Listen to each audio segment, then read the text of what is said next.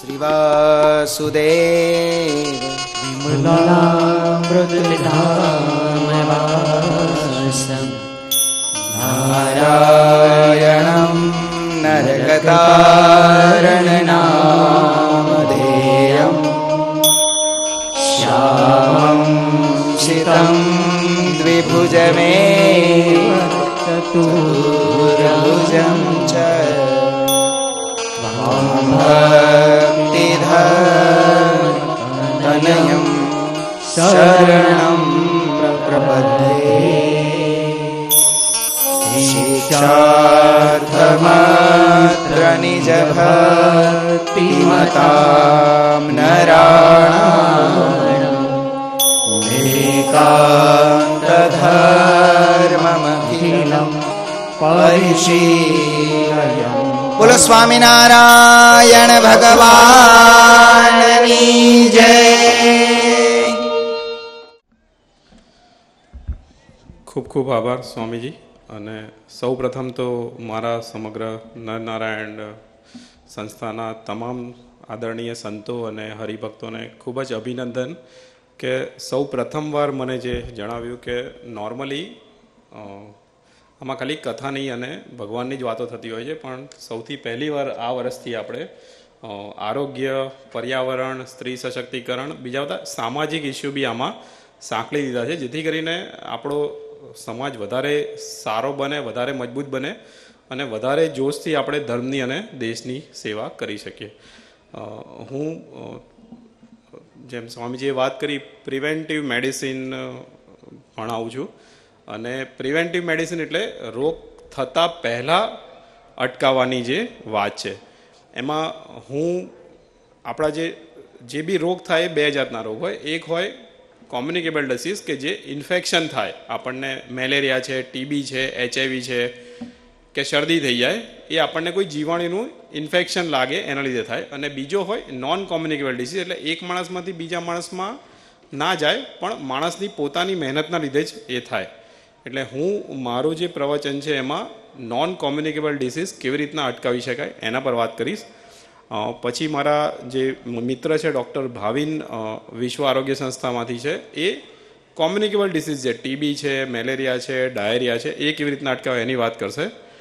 Doctor અપૂર્વ રત્નુ જે યુનિસેફમાં માતૃ અને બાળ કલ્યાણનું કામ કરે છે, એ માતા અને બાળકનું આરોગ્ય કેવી રીતના સચવાય તેની વાત કરશે. અને ડૉક્ટર યશ પટેલ આપણને ડાયાબિટીસ અટકાવવા માટે અને ડાયાબિટીસ થયો તો શું શું ધ્યાન રાખવાનું તેના પર વાત કરશે. સૌથી પહેલાં આ એક તમને LED પર દેખાતું હશે કે એમાં એક જેવું બતાવ્યું છે કે એક ગાય એક ખાડામાં પડી જાય તો આપણે શું કરીએ.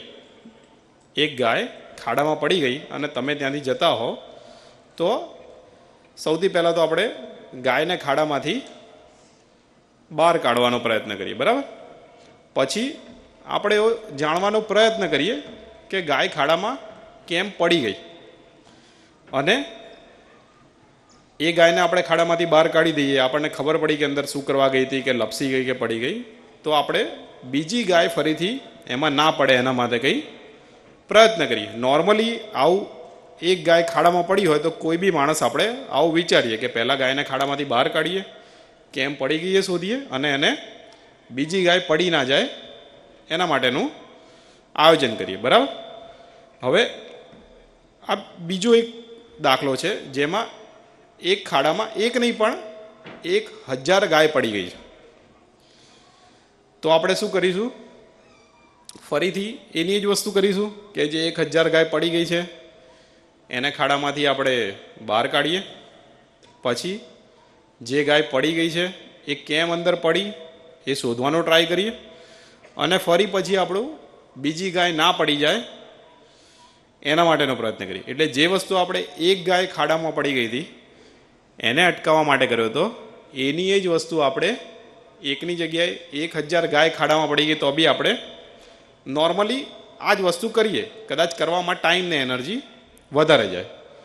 હવે ત્રીજો એક કિસ્સો છે કે બહુ બધી ગાય છે, 1000ની જગ્યાએ લાખ કે કરોડ ગાય છે, અને એકની જગ્યાએ 1000 કે 10,000 ખાડા છે, અને રોજે રોજ એ 10,000 ખાડામાં 1 કરોડ ગાય પડે છે. આપણે પાછી એને બહાર કાઢીએ છીએ કેમ પડી શોધીએ છીએ અને પડતી અટકાવીએ છીએ. જો આપણે એક ગાય એક ખાડામાં પડે કે 1 કરોડ ગાય 1000 ખાડામાં પડે, એ બંને વસ્તુ આપણે એક જ રીતે એ પ્રોબ્લેમનું સોલ્યુશન કાઢીએ તો કોઈ દિવસ એ પ્રોબ્લેમ સોલ્વ ના થાય. કારણ 2 કારણ છે. એક, આપણી પાસે સમય બહુ લિમિટેડ છે, અને બીજું, આપણા રિસોર્સિસ, આપણી જોડે પૈસા હોય કે માણસો હોય એ બી બહુ લિમિટેડ છે.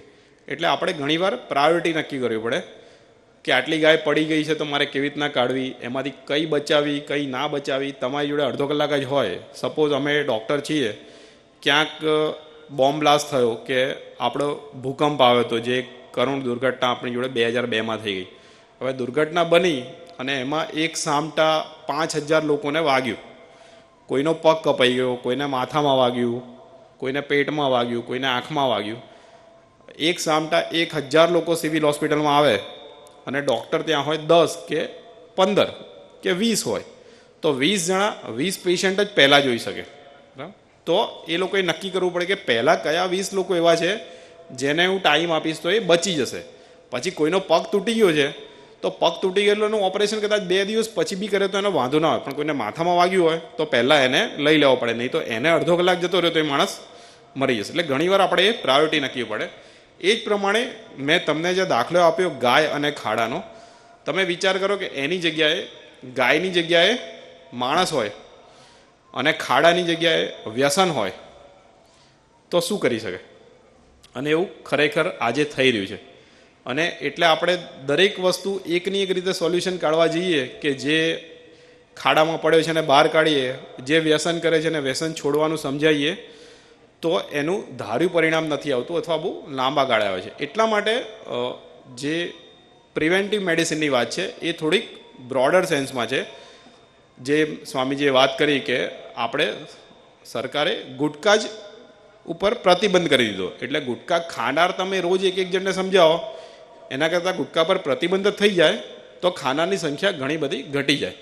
જે ખાવાવાળા છે એ ગમે તે રીતે ખાઈ લેશે, પણ 100માંથી કદાચ 60 જણ ખાતા હશે તો 20 કે 30 જણ તો આપણે ગુટકા પર પ્રતિબંધ કર્યો એટલે બંધ થઈ જશે. બાકીના 30 જે ખાવાના છે એમના માટે કંઈક જુદું કરવું પડશે.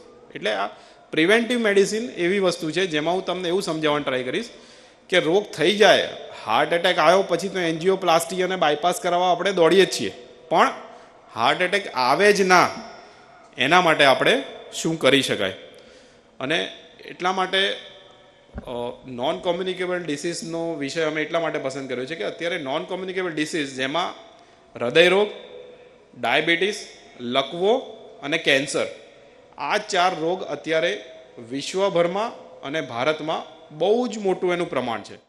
આ શુભ પ્રસંગે એક ખાસ વાત મારે આચાર્ય મહારાજશ્રીની ઉપસ્થિતિમાં જાણ કરવાની હતી કે જન્મે હું ઉનાવાના કુટુંબ, કે જે ઉનાવા ગામ આપણું સ્વામિનારાયણ ભગવાનનું પ્રસાદીનું ગામ, કે એમાં મારા દાદાના દાદા, દાદા અને પિતાશ્રી કે જે આપણા સ્વામિનારાયણ ધર્મ માટે પ્રચાર માટેથી લઈ મંદિરો માટે, મંદિરોની સ્થાપના માટે જે કર્યું એના આજે ભાગરૂપે કે હું અહીંયા બી લેક્ચર આપું છું કે ડાયાબિટીસ રિલેટેડ, કે જે મારા માટે ખુદ આનંદનો અવસર છે. આજનો ટોપિક છે, આજનો વિષય છે કે ડાયાબિટીસ ઓળખો અને અટકાવો. મહારાજ શ્રી આપણા રામસ્વામી, ડૉક્ટર મેહુલભાઈ, ડૉક્ટર ભાવેશભાઈ, બધાએ મને આ તક આપવા બદલ હું ખૂબ ખૂબ આભાર માનું છું. કદાચ મહારાજશ્રીએ મને આ ટોપિક એટલા માટે કીધો હશે કે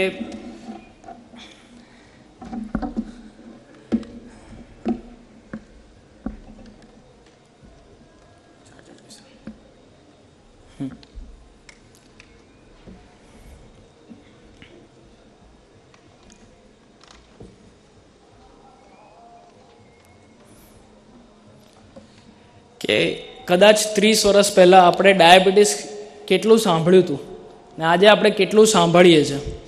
કદાચ 10 વર્ષ પહેલાં ડાયાબિટીસ શું છે આપણને ખબર બી નથી, ઘણા લોકોને ખબર બી નથી. અને આજે આપણે જે ઘણું ખરું સમજ્યા છીએ, જાણીએ છીએ, જે અનુભવીએ છીએ એમાં કેટલું સાચું અને કેટલું આપણે મનગઢંત વાતો કે ખોટી માન્યતાઓ એ આજે આપણે સમજવાનો પ્રયત્ન કરીશું.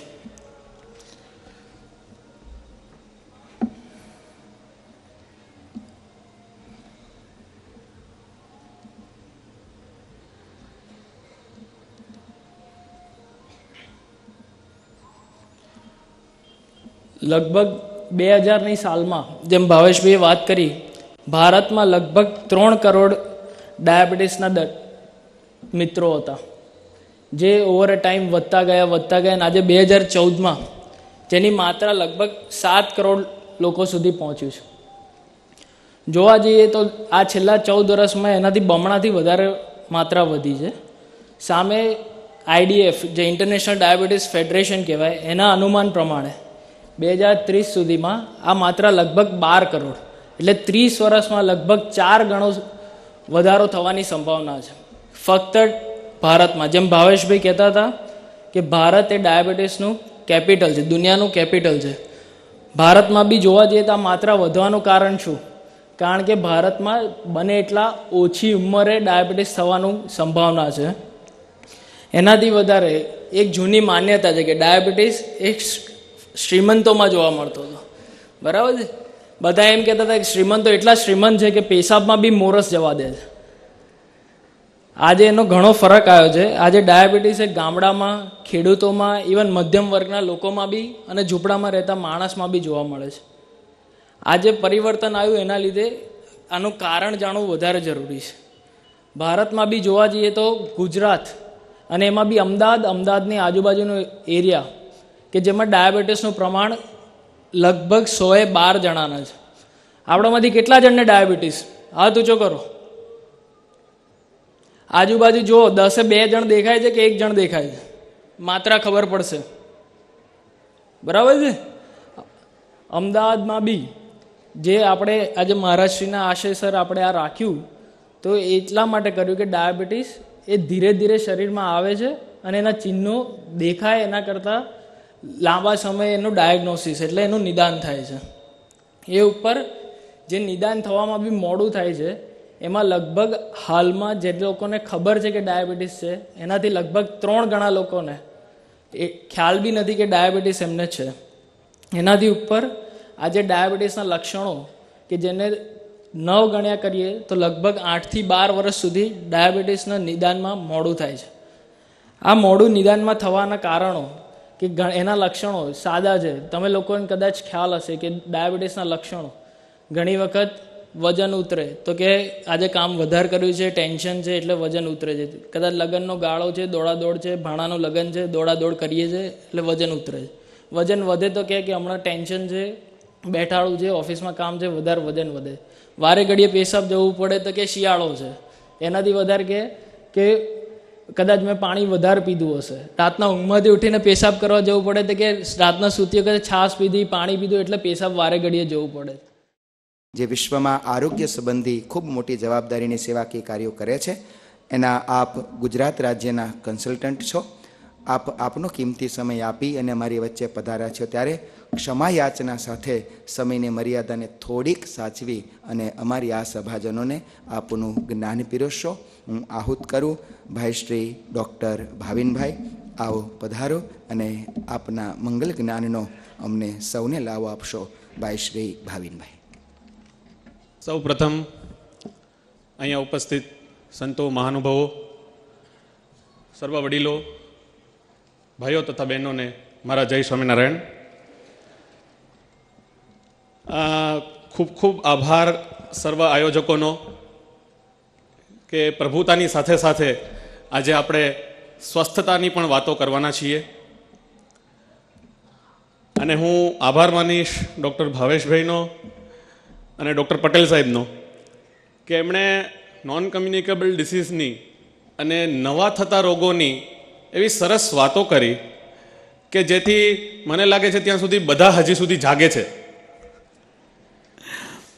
એટલા માટે હું આભાર માનીશ, કારણ કે હું જે હવે કહેવાનો છું એ તમે બધાએ બહુ જ વખત સાંભળેલું હશે અને આપણા સંતો અને આચાર્યોએ ઘણી વખત તમને કીધેલું હશે.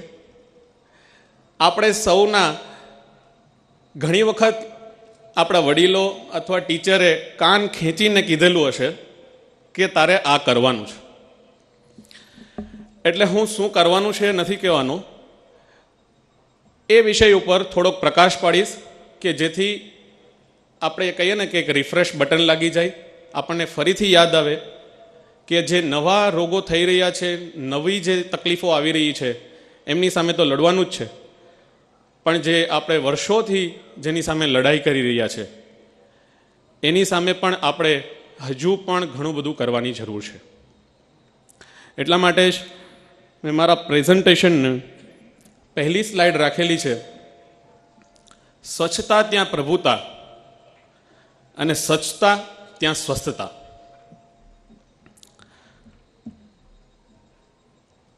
મિત્રો, આપણને ખબર છે કે અત્યારે ઘણા એવા રોગો છે, ઘણી એવી સમસ્યાઓ છે કે જે પશ્ચિમીકરણના લીધે આવી હશે, કે જે શહેરીકરણના લીધે આવી હશે, બરાબર. પણ અમુક એવી તકલીફો છે, અમુક એવા રોગો છે કે જે પહેલેથી જ ભારતમાં વધારે છે. એક ઉદાહરણ આપું તો ટીબી નામનો રોગ છે, ક્ષય જેને કહીએ છીએ આપણે. એ પશ્ચિમના દેશોમાં જ્યારે એની શ્રેષ્ઠમાં શ્રેષ્ઠ દવાઓ હજુ આવી પણ નહોતી, હજી એ શોધાઈ જ નથી, એ પહેલેથી જ ત્યાં નાબૂદ થઈ ગયેલો છે. અને એનું કારણ છે સ્વચ્છતા. તો આપણના આગળના જે સ્પીકરો કહી ગયા એ પ્રમાણે આપણે શું શીખવું જોઈએ, શું અનુકરણ કરવું જોઈએ એ મહત્વનું છે, બરાબર. તો પશ્ચિમના દેશોમાંથી આ શીખવા જેવું છે, જે છે સ્વચ્છતા. આ ટોપિક ઉપર હું 3 વસ્તુ આમાં કવર કરીશ: સ્વચ્છતા, જળ અને સફાઈ. આ ત્રણેય આધાર સ્તંભ છે, બરાબર, જેને હેલ્થ, સેનિટેશન અને હાઇજીન તરીકે પણ ઓળખાય છે. હવે અમે ભણી ગણીને આવ્યા હોય અને પ્રિવેન્ટિવ મેડિસિન ખાસ કરીને ભણ્યા હોય એટલે અમને આંકડાઓથી દૂર રહી ના શકીએ, એટલે થોડા આંકડાઓ કહીશ. સ્વચ્છતાની વાત કરીએ તો ભારતમાં એપ્રોક્સિમેટલી 59 કરોડ લોકો હજી પણ બહાર ખુલ્લામાં હાજતે જાય છે. 80% બાળકોના મળ જ્યારે ફેંકવામાં આવે છે ત્યારે ગમે તેમ બહાર ફેંકી દેવામાં આવે છે. આ બહુ ચિંતાનો વિષય છે. એ જ પ્રમાણે વાત કરીએ જળની, પાણીની, તો બધી વ્યવસ્થા હોવા છતાં હજુ પણ 60થી 70% ઘરોમાં પાણીનું શુદ્ધિકરણ કરવાના કોઈ પ્રયત્નો કરવામાં નથી આવતા. સફાઈની વાત કરીએ તો અડધો લોકો હાજતે ગયા પછી, 1/3 લોકો જમ્યા પહેલા અને બીજા 1/3 લોકો જમવાનું બનાવતા પહેલા હાથ ધોવે છે. બાકીના હજુ પણ હાથ ધોવા જેવી જે બેઝિક કહી શકાય એવી સ્વચ્છતા પણ નથી પાળતા. મેં તમને કીધું એમ અમારાથી આંકડાથી દૂર નહીં રહી શકાય, એટલે હજુ એક આંકડાની વાત કરીએ તો સ્વચ્છતા, પાણી અને સફાઈ, આનો નાતો આરોગ્ય સાથે બહુ જ ખૂબ જ જોડાયેલો છે. આપણે જોઈએ તો સાબુ વડે હાથ ધોવાથી 40%, પાણીનું શુદ્ધિકરણ કરવાથી બીજા 40%, સ્વચ્છતાથી 1/3 લોકોમાં, યોગ્ય પાણી પુરવઠાથી 5મા ભાગમાં, અને પાણીનો સ્ત્રોત જો સુધારવામાં આવે તો 10મા ભાગના ઝાડાના રોગો આપણે રોકી શકીએ છીએ. મિત્રો, હજી પણ ઝાડાની સમસ્યા આપણા ઘણા અહીંયા વડીલો છે, બેઠા છે, એને ખ્યાલ હશે કે પહેલાં ઝાડાથી મૃત્યુ ખૂબ જ વધારે પ્રમાણમાં થતા હતા અને હજુ પણ આ સમસ્યાથી આપણે બહાર આવી નથી શક્યા. આ બધી સ્વચ્છતા અને સફાઈની જો આપણે ટેવ આપણામાં લાવીએ તો હજી આ જે રોગો છે એ અટકાવી શકીએ. આદરણીય સંતો વાલા હરિભક્તો, specially Bhaveshbhai, Yashbhai, Bhavinbhai, Apurvabhai, thank you so much. Thank you so much.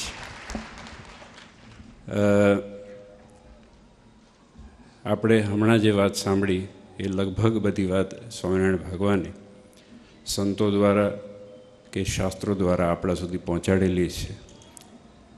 મૂળ ઉપદેશ આ સત્રનો એટલા માટે છે કારણ કે ઘણી વખતે રેપિટેશનથી માણસ એબ્ઝોર્બ કરવાનું બંધ કરી દે છે. એટલે રેપિટેશન બંધ થાય અને એક બીજા માધ્યમથી આપણા પાસે વાત આવે તો જ્યારે ડૉક્ટર સાહેબ કહે ને તો એમને અડધી વીક લાગે કે હવે મરવાનું થયું છે. તો but it's very nice doctor સાહેબ કે આપે you given us the facts and figures કે આ રીતે આટલા બધા હરિભક્તોને, ભાઈઓને, બહેનોને, દીકરીઓને લાઈફ ચેન્જિંગ મેસેજ એ પાસ ઓન થઈ શકે. ઓન અ સોફ્ટ નોટ હું ઘણી વખતે જોક કરતો હોઉં છું કે શાકમાં તેલ છે કે તેલમાં શાક છે. એટલે આજે રસોડાની અંદર જ્યારે બટાકાનું શાક જોયું ત્યારે બીક લાગી કે ભાઈ આ તેલમાં તળે છે કે બટાકા તેલમાં તળે છે કે તેલમાં બટાકા તળે છે. તો લાઈફસ્ટાઈલ છે બહુ જરૂરી છે હું માનું છું. અને જ્યાં સુધી લાઈફસ્ટાઈલ આપણા જીવનમાં ના આવે, just on my personal level, હું હમણાં સવારે સત્ર ફિનિશ કરીને એ બોટલ બ્લડ આપ્યું હતું. લોકો લગભગ આરામ કરે કે બિસ્કિટને ચાય ખાય, પણ હું જઈને 1.5 કલાક જીમ કરી, એક્સરસાઇઝ કરી, વર્કઆઉટ કરીને પાછો આવ્યો છું.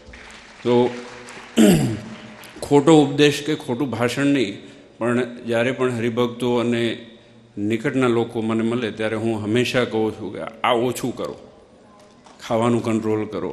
તો વિચ ઇઝ વેરી એસેન્શિયલ. અને લાઈફસ્ટાઈલ આપણી છે એ બહુ મહત્ત્વની છે, કારણ કે આ સરખું રહેશે તો જ ભગવાનની ભક્તિમાં, ભગવાનના પૂજામાં કે માળામાં મન લાગશે.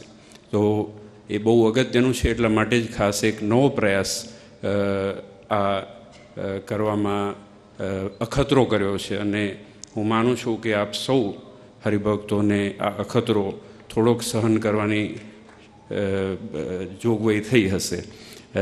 Lastly again, Dr. Saab, thank you so much, all 4 of you, for spending such enormous time. And I know that time is precious to you, but I'd like to thank you all once again for your time. And we don't want to stop over here. આપણે અહીંયા રોકાવું નથી, આનાથી આગળ લઈ જઈ અને આપણા દરેક હરિભક્તો, સંતો, ભાઈઓ, બહેનો સુધી સ્વાસ્થ્યનું, મેડિસિનનું, એડ્યુકેશન એ વધારે વધે અને દરેક લોકો સ્વસ્થ જીવી શકે, સ્વસ્થ રહીને ભગવાનનું ભજન કરી શકે, એ જ આનું લક્ષ્ય અને ધ્યેય છે. એન્ડમાં આપ સૌ, ડૉક્ટર સાહેબ આપ પધાર્યા અને દરેક હરિભક્તો આપ સૌ સમય આવી ગયા. આપ સૌનો ધન્યવાદ, હાર્દિક અભિનંદન. Thank you all.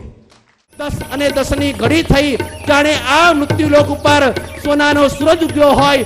અનેક ભક્તોના, મુમુક્ષુના કલ્યાણને અર્થે, અનેક ભક્તોને પોતાના સ્વરૂપ, પોતાની ઓળખાણ કરાવવાને અર્થે આ હજારો વર્ષોથી જે યજ્ઞની શેરાઓ ધૂમ્ર અટક્યો હતો એને ફરીથી ગગનચુંબી બનાવવા માટે ભગવાન આ મૃત્યુલોક ઉપર બરાબર ચૈત્ર સુદ નોમ સંવંત 1837 10 અને 10 ઘડીએ પ્રભુ માતા ભક્તિ થકી આ મૃત્યુલોક ઉપર પૂર્ણ પુરુષોત્તમ ભગવાન સ્વામિનારાયણ સ્વરૂપે પ્રગટ થયા છે.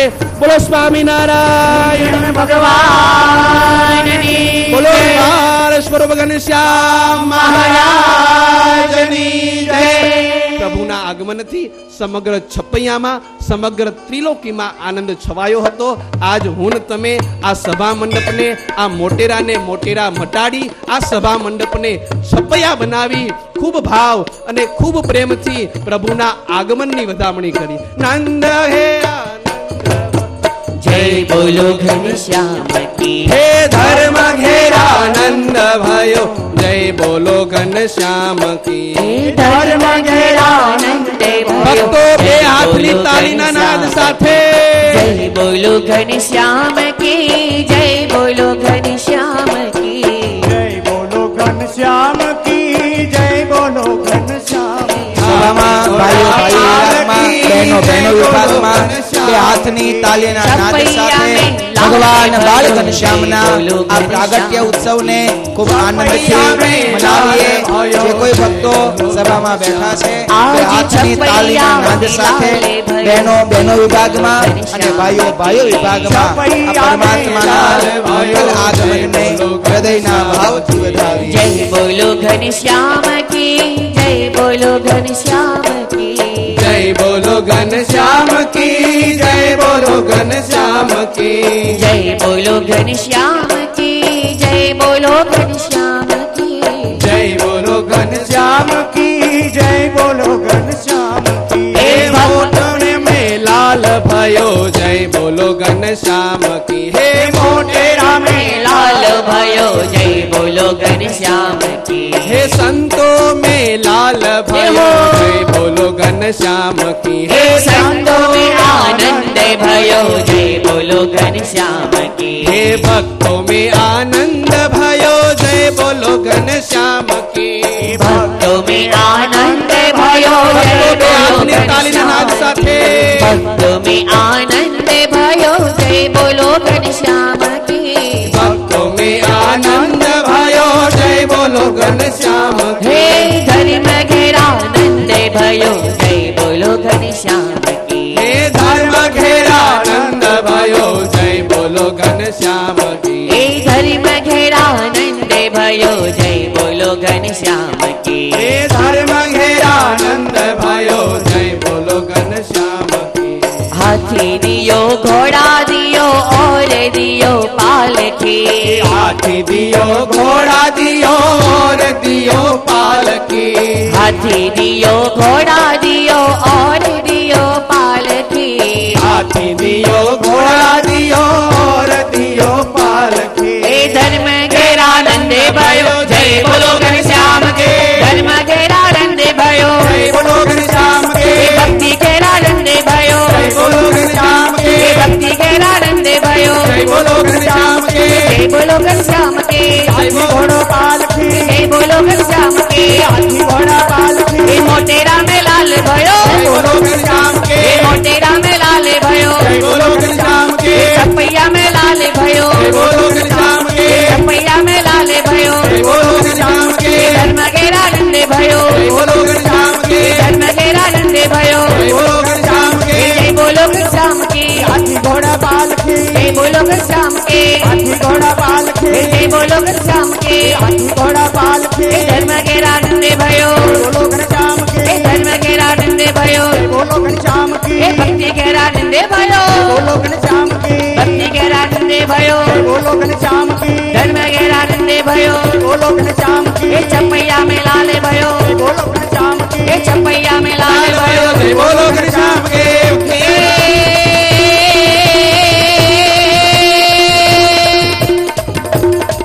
सर सर पर सदरे भक्तों के हाथ में तालीनाद साथे हरि हरि सुर अवर अक्षर अति मान हर बर बर अति उर हर खबर मेरे खते नर प्रावत प्रवर कर निरजन विकट मुकुट सिर सवर में घरे राव पद घर परर पद घूम कर रंग पर सुंदर श्याम मेरे जीरे रंग पर सुंदर श्याम रमे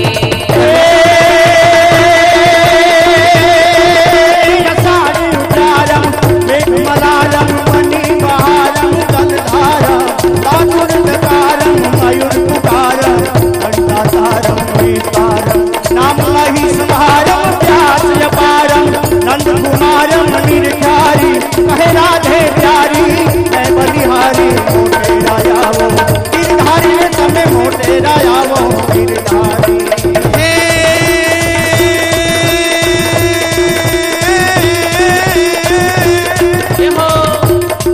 वसुदेह दारे देह दारे पार तारे मोम के सुरकांज तारे संत तारे देसी मारे होम के सुरपति हंकारे मेघ बारे ब्रज उगारे गिरधारी जय रमन राधा मित्र माधा हर हर बाधा श्री हरि जिर हर हर बाधा हे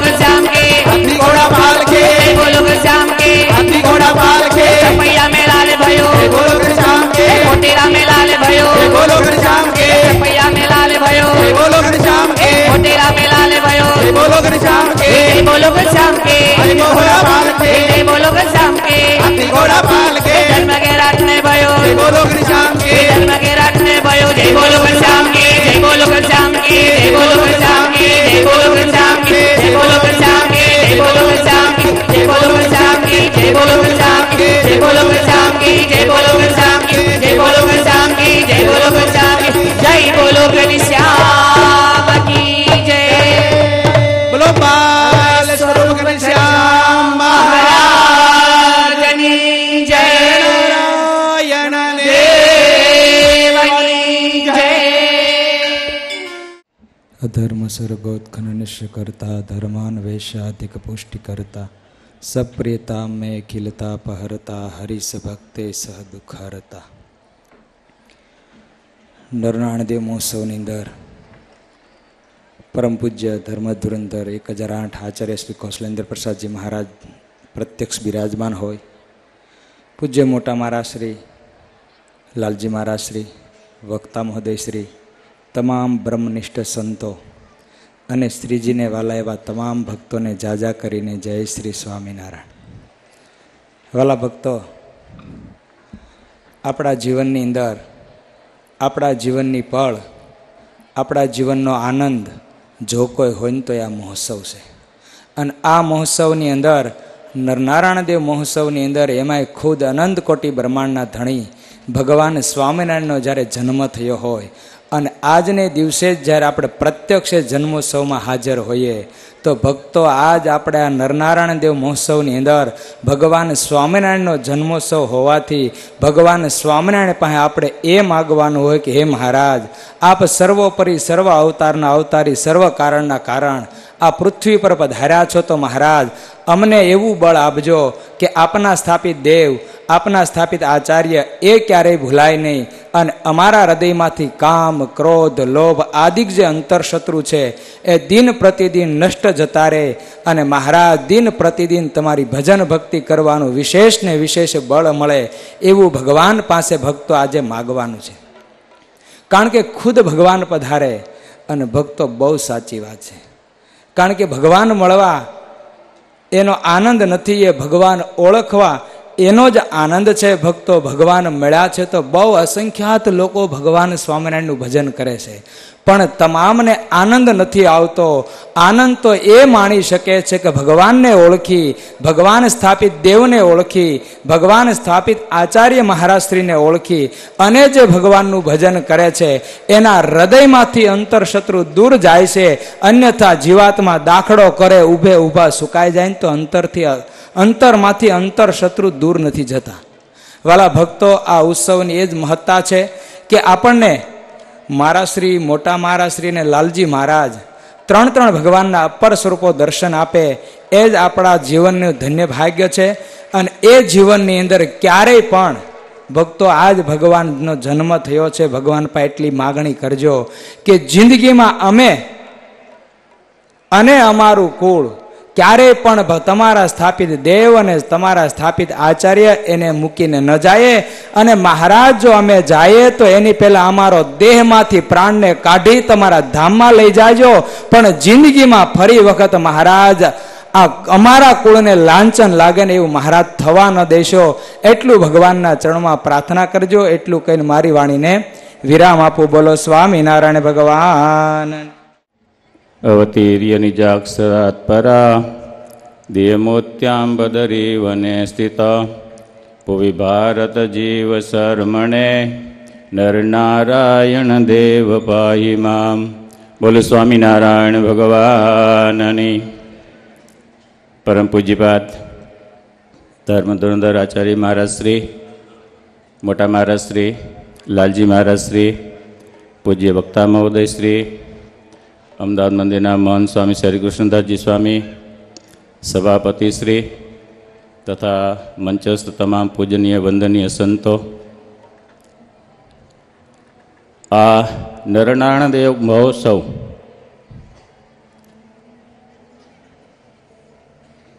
કદાચ મને યાદ ન રહે, કદાચ તમને યાદ ન રહે, પણ અમારે મૂળી ગામનો એક વાણંદ છે ને એને તો ચોક્કસ યાદ રહેશે. મહંત સ્વામી અમે આ મહોત્સવના ઉપલક્ષમાં મૂડી દેશની અંદર 1 મહિનાની અખંડ ધૂન કરી હતી. એ વખતે અમને મંદિરમાંથી મંત્ર લેખનની નોટબુકો આપવામાં આવી હતી. અમે બધા ગામડામાં નોટબુકો આપતા હતા.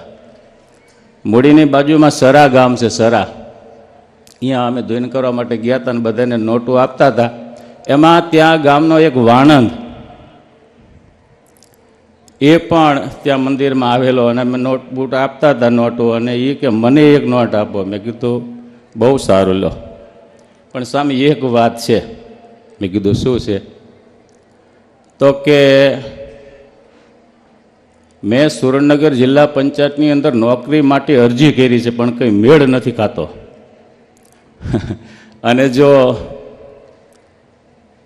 હું આ નોટબુક લઈ જાઉં અને નોટબુક પૂરી થાય અને મને જો નોકરીનો ઓર્ડર આવે ને તો નરનારાયણ દેવ સાચા મને કે.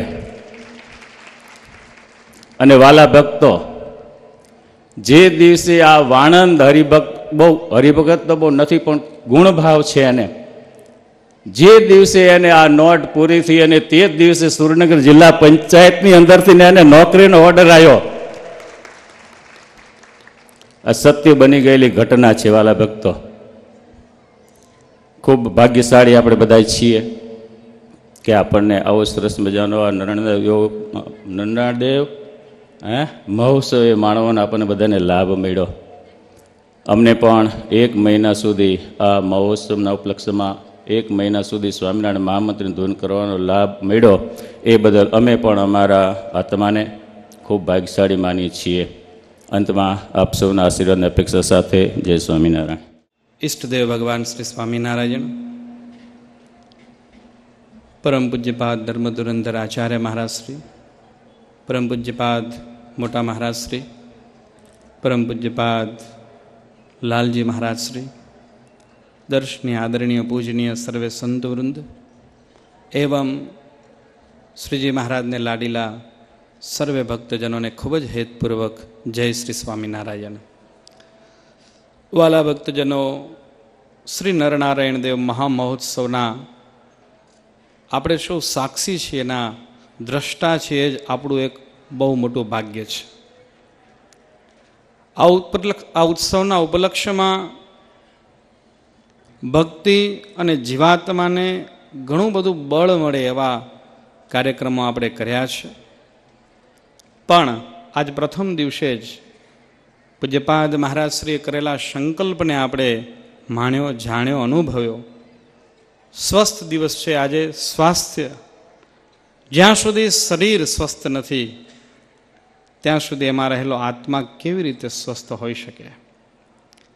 જ્યાં સુધી શરીર સુખનો અનુભવ કરતું નથી ત્યાં સુધી અંદર રહેલો આત્મા આનંદ કેવી રીતે પામી શકે?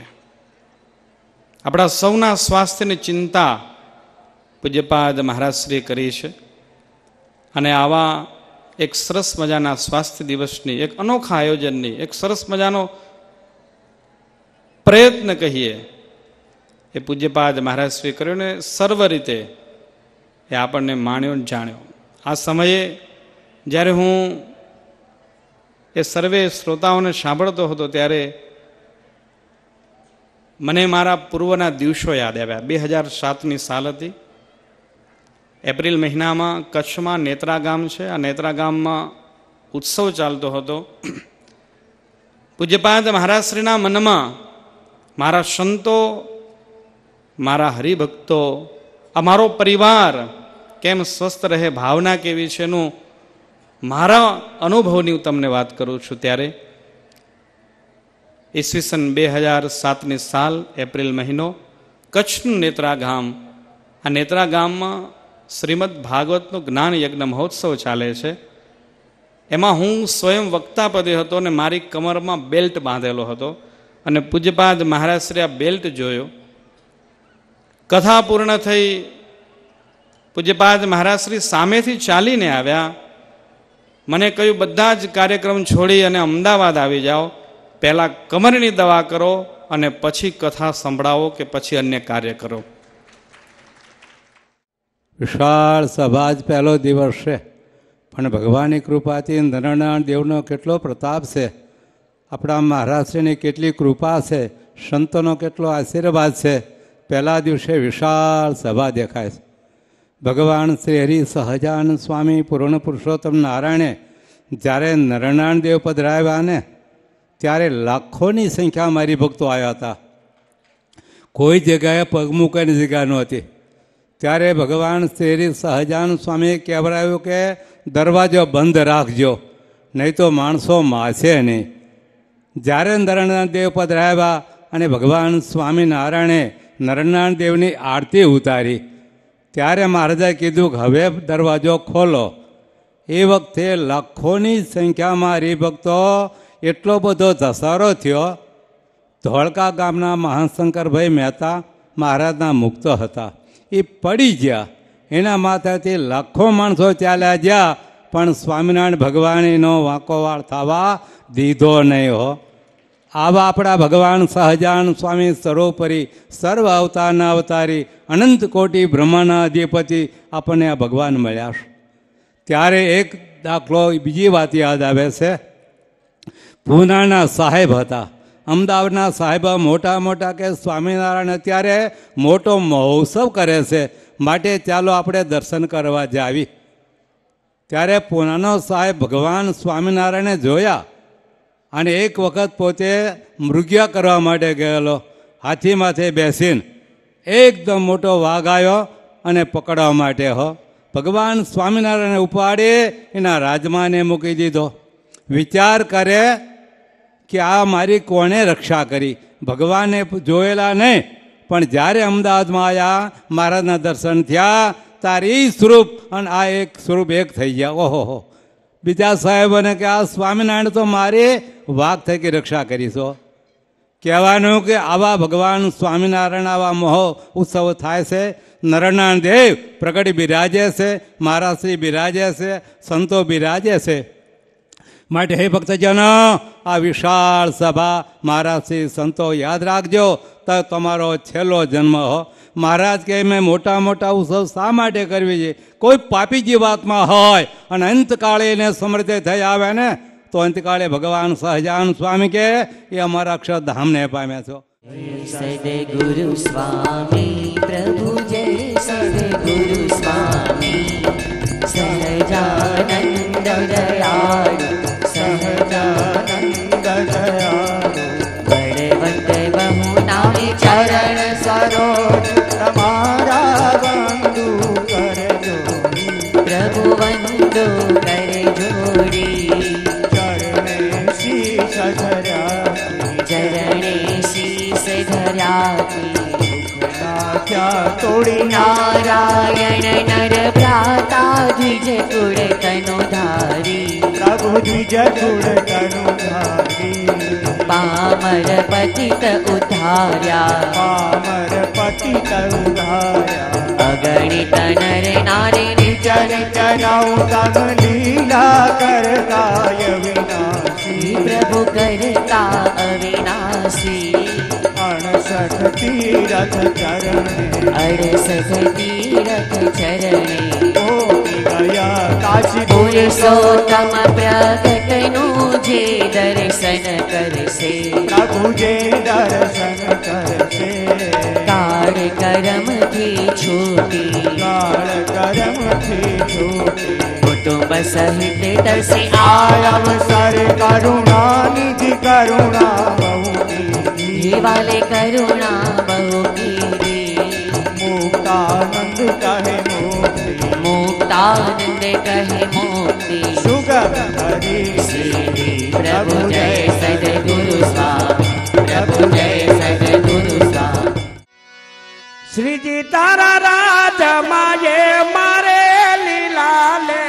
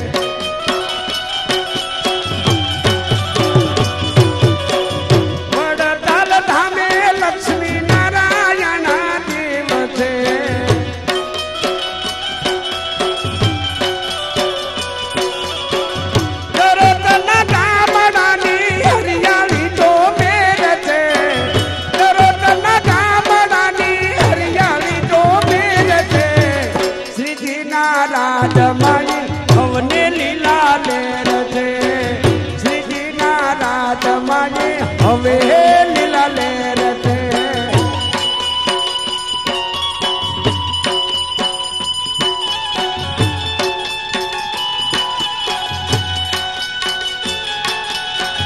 ભાઈ ભાઈ ભાઈ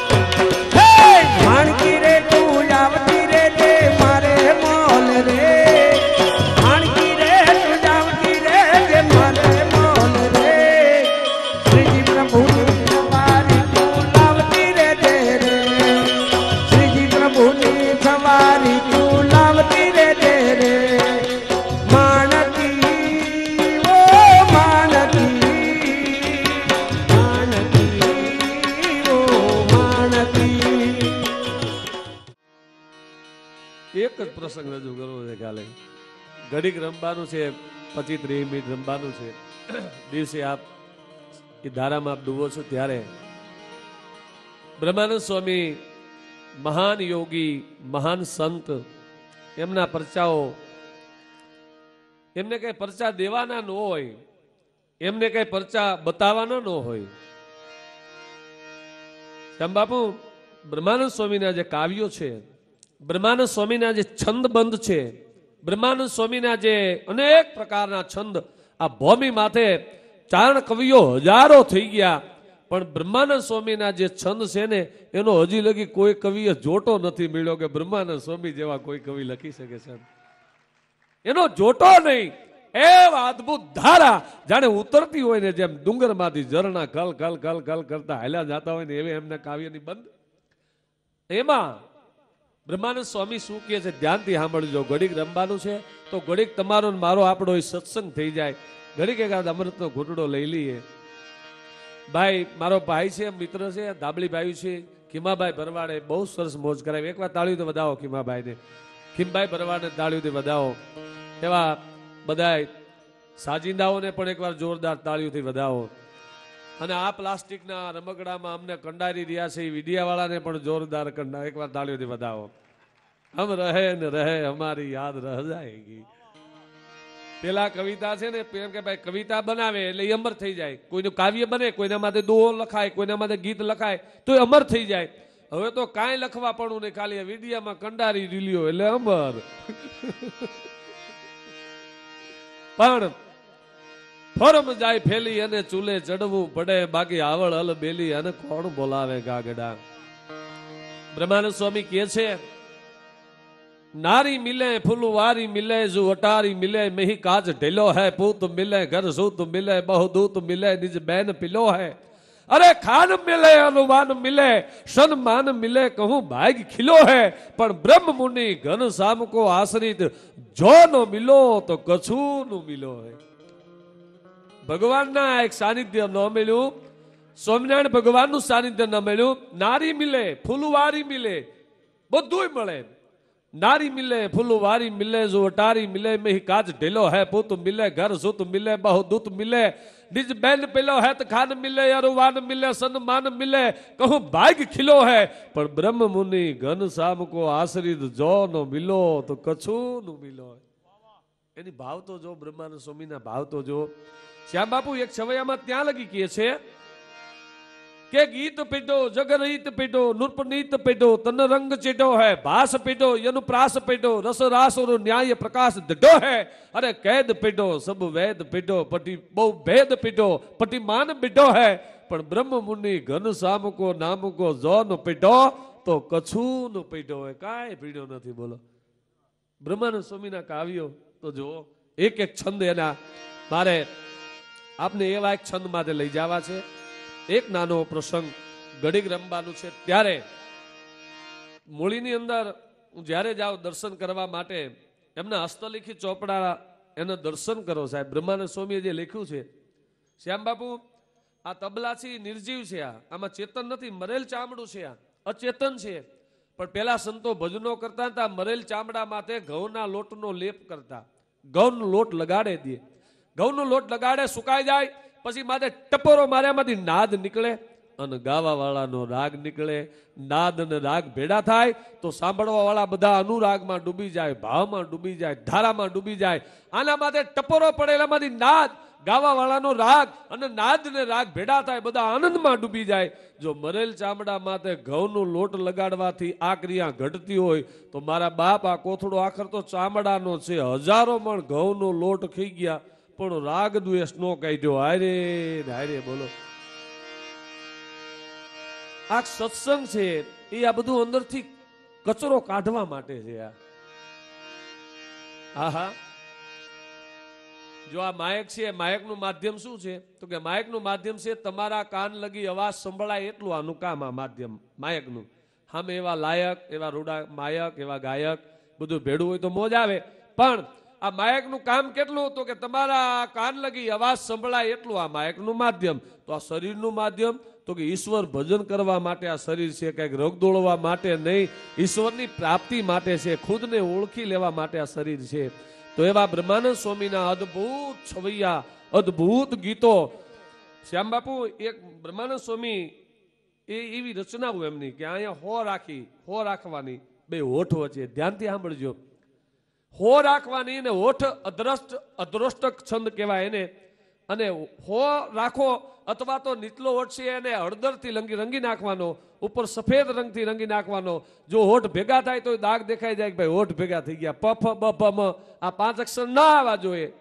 અને એવા છંદો બ્રહ્માનંદ સ્વામીએ કર્યા છે. બોલો જય જય જય ગંગ જટા ધડ ધડ ધડ શંકરી યગહર સહાય કરે જય શંકરી યગહર સહાય કરે ગટ ગટ ગતિ ઉલર સુલાડ ગટ શંકર જટ જટ હરિ યજ્ઞાન હટ નટ ગટ નટ વટ ગટ. આખા છંદો છે આ બધા. તો અને એક બ્રહ્માનંદ સ્વામીના એવા છંદો, બ્રહ્માનંદ સ્વામીના છંદનો જોટો ન મળે એટલા માટે. શું કામ કે એવા છંદો છે કે રસવાય કે દીર્ઘાય કે મીંડું કાંઈ ન આવે.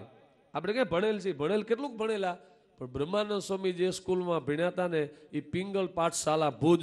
પણ હું તો એમ કહું છું કે જે ભગવાનના ખોળે ભણે છે ને એના અભ્યાસ કંઈક જુદા હોય છે, એ અક્ષરો ક્યાંક જુદા હોય છે, એનું એ અક્ષરોનું અવતરણ થતું હોય છે. પણ એ એવો છંદો એમ કાના માતર નહીં, રસવાય નહીં, દીર્ઘાય નહીં, મીંડું નહીં, કાંઈ નહીં, તો છંદ આવે. તો કે હા, કેવો છંદ આવે? શ્યામ બાપુ છપાઈ છે આ કે સકલ કરમ ખલ દલન ગમડ જડ પવન ગણગ નગ ધવલ પરમ પદ રમન જગત જન યમલ કમલ ખગ પલમત જલ દલ સકલ જન તન ભવ ભાઈ હર જમ દલન નરક પદ જય કરન અગમ અપર ભવ જલ તરન વરસ બલ વદન વન હર દહાન જય જય પરમ અબ ભાઈ કરન સકલ ગરમ ખલ દલન ગમડ જડ પવન ગણગ નગ સર સર પર સદર યમર દર અનુસાર કર કર વર ધર મેલ કરે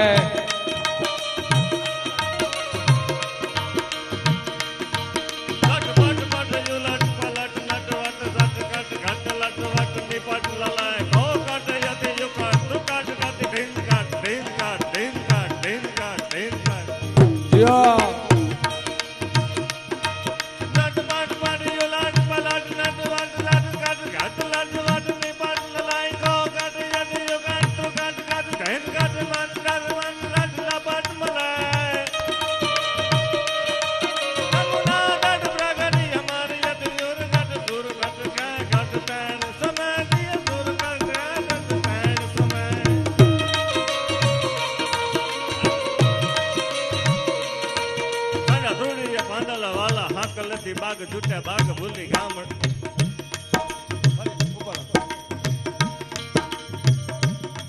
સાંડા દોડિયા બાદલા વાલા હાક લેતી બાગ જૂઠે બાગ ભૂલી ગામડામાં દિયા હાક બાગ ત્યાં તો જટા સિંહ જંબુ દાલા બધું ટપે નાન જાણ બધું ટપે નાન જાણ કટાયા આસમાન દુટ રબી વાલા તાક પાલા વાલા દેખ વાલા નહીં ભૂલે વાળા વેર જાગ્યા રંગ્યા ગાલા રગ દાલા બોલ જો જો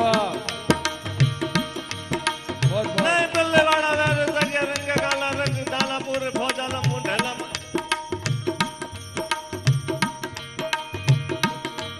हाका दौड़िया बांदरा वाला झाक लेती बाग धोती बोली गाम लामा दिया हाका हाका नहीं बल्ले वाला वेर जगे रंग काला रंग दालापुर फौजाला मुंडला माते वादलाड़ा नर बल ताली बंदूक गाली वागा रण दूर कहकाना ढणन की करी ठाणन की गुठी रोगा ढणन की मामला सोरा करे मार मार ता तो हनुमंत धोवा ने लंका डाला दियो दियो हनुमंत धोवा ने लंका डाला तेम हाल्यादारी हुंदा गाला वाला रोलिया अभिषेक पति धोड़े दी गामड़ा में लूटवा ने पल डाला मारी दम रोली वाले तत गंग बार जट धार मंडिया मियादी अंग संगलीन जन यम बाल चंद बिंद लाल ज्वालियम गंग नम जंग मुंड मालियम गंग बार जट धार मंडिया मियादी अंग संगलीन जन यम बाल चंद बिंद लाल ज्वालियम गंग नम जंग मुंड मालियम सोल बान है नाग सज्जनम डाक डब रो जवात डाक डब रो जवात डाक डब डाक डब रो जवात डाक डब रो जवात डाक डब रो जवात डाक डब रो जवात डाक डब रो जवात હવે જોજો આપણા ગુરુકુળના છોકરા કેવી કૃષ્ણ લીલા કરે અને અમેરિકાના ભૂરિયા કેવી કૃષ્ણ લીલા કરે એ તમને 2 મિનિટમાં સાંભળાવી દઉં અને પછી આપણો રાસ એટલે છોકરા આપણા આવ્યા કૃષ્ણ લીલા એક ગોપી થયો છે એક કૃષ્ણ થયો છે ને 2 ગાય છે. આપણા છોકરાએ કીધું કાઠિયાવાડમાં કોક દી ભૂલો પડ ભગવાન થાને મૂળો મહેમાન તારું સ્વર્ગ ભૂલાવું શામળા અને ગાવાનું ચાલુ કર્યું. પણ કેવું હા 2 કેવું ગાય છે ને અમેરિકા વાળા ને ભારત વાળા એ મજા છે. હા આપણા છોકરાઓએ માથે મટકી છે મોરલી છે અને ગાય છે પણ કેવું ગાય છે. હા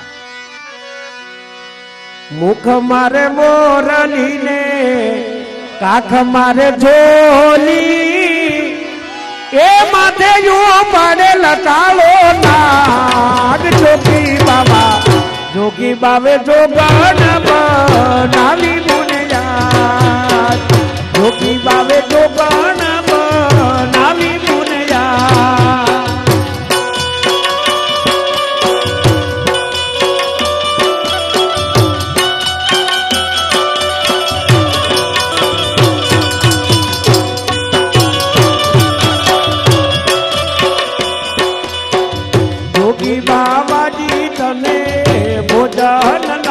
નાવા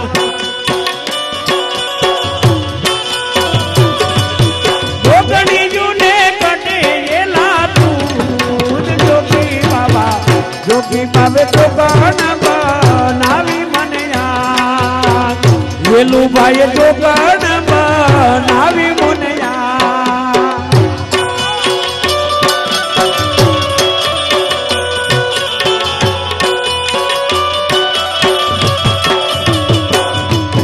સૈયર મોરી રે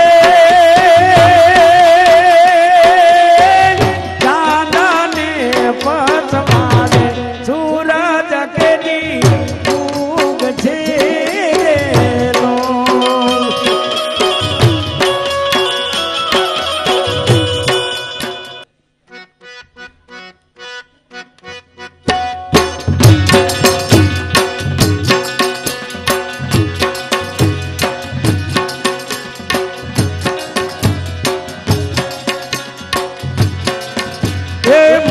વાડામાં લીલું ઘાસ ગૌધન ચારવા આવો રે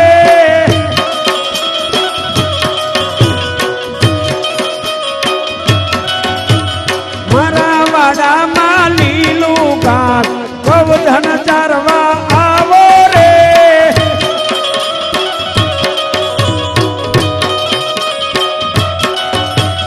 ગૌધન ચારવા આવો વાલા વાસળી વગાડો રે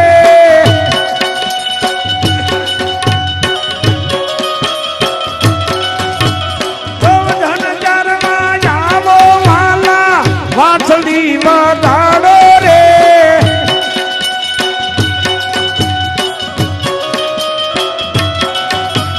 વાસળી ના સુરે રાણી રાજા રમવા આવે રે